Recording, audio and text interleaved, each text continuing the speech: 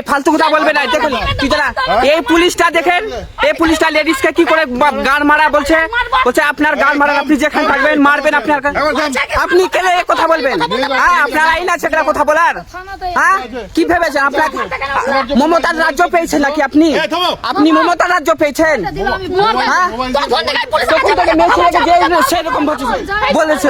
হ্যাঁ, আপনাকে কত টাকা ঘুষ খেয়েছেন? শুনেন, আপনাকে কত টাকা ঘুষ খেয়েছেন? আপনি কত টাকা ঘুষ খেয়েছেন? মার থেকে উঠে একটা মেয়ে ছেলেকে আপনি থামো। একটা মেয়ে ছেলের সঙ্গে কি করে কথা বলতো এই পুলিশটা জানে না? হ্যাঁ, মেয়ে ছেলেকে বলছে থাপ্পড় নিয়ে মারবো।